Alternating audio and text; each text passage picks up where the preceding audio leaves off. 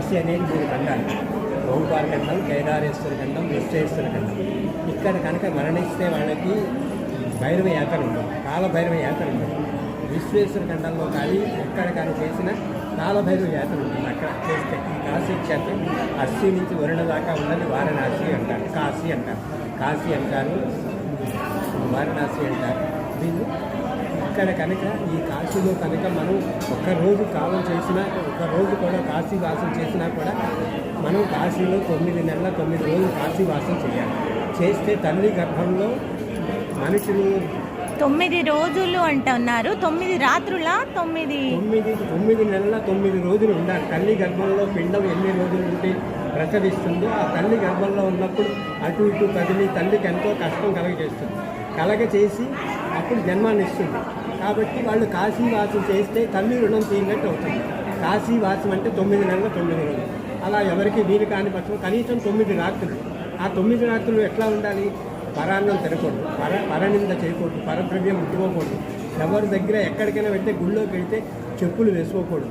ఎక్కడికి వెళ్ళినా కూడా మన ద్రవ్యంతో మన డబ్బుతో మనం తినాలి. ఎక్కడైనా కూర్చున్నారు కూడా అక్కడ రూపాయి డబ్బులు పెట్టాలి.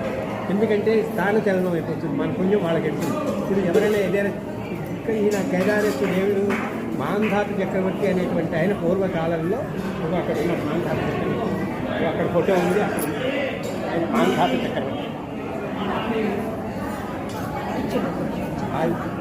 పూర్వకాలంలో అయినా ఇక్కడ గంగ ఒడ్డున అన్నం పులగం చేసేవారు. బియ్యము, పెసరపప్పు, మిరియాలు అవన్నీ వేసి పులగం చేసి అప్పుడు దేవుడు లేడు ఇక్కడ.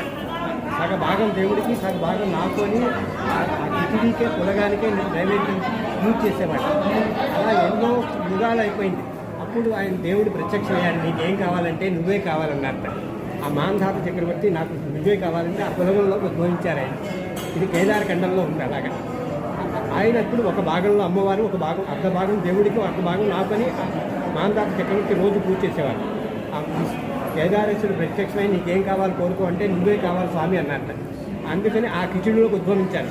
పై భాగంలో అమ్మవారు, కింద భాగంలో స్వామి, గౌరీ కేదారేశ్వరుడు. ఆ శిరస్సు మీద అమ్మవారు ఉంటారు, గంగాదేవి. కాబట్టి ఈ కాశీ ఖండంలో మీరు దీన్ని ఆది మణికర్ణిక అంటారు. ఈ కేదార్ ఘాట్ని ఇక్కడ ఉన్నదాన్ని. ఇక్కడ చూడండి, మీకు విశ్వనాథ గుడిలోకి వెళ్తే గంగ కనిపించదు, నంది పక్కన కనిపించదు.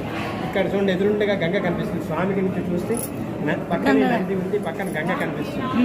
అక్కడ విశ్వనాథ గుడి దగ్గర ఎక్కడ స్వామికి దూరంగా నంది వేరేగా ఉంటుంది.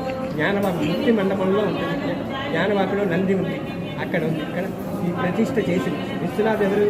రాణి అహల్యాబాయి ప్రతిష్ఠ చేశారు ఆయన.